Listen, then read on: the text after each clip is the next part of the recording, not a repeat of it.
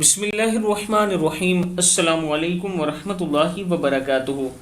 آبدراجہ channel کی طرف سے آج میں اپنے دوستوں کو رسول اللہ صلی اللہ علیہ وآلہ وسلم کا ایک فرمان بتاؤں گا۔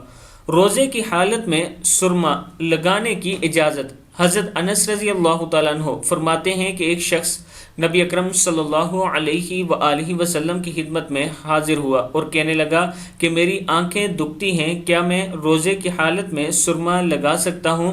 تو آپ صلی اللہ علیہ وآلہ وسلم نے ارشاد فرمایا، ہاں۔ مشکات شریف کی حدیث ہے کہ نبی اکرم صلی اللہ علیہ وآلہ وسلم کی خدمت میں حاضر ہوا اور کہنے لگا کہ میری آنکھیں دکھتی ہیں، کیا میں روزے کی حالت میں سرما لگا سکتا ہوں؟ تو آپ صلی اللہ علیہ وآلہ وسلم نے ارشاد فرمایا، ہاں، روزے کی حالت میں سرما لگا سکتے ہیں۔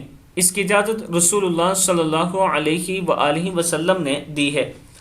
آپ دوست خود بھی اس پر عمل کر سکتے ہیں اور آگے اپنے دوستوں کے ساتھ ضرور شیئر کریں۔ اگر کسی کی آنکھ میں درد ہو، دکھتی ہو، تو وہ روزے کی حالت میں بھی سرما لگا سکتا ہے۔ السلام علیکم ورحمۃ اللہ وبرکاتہ۔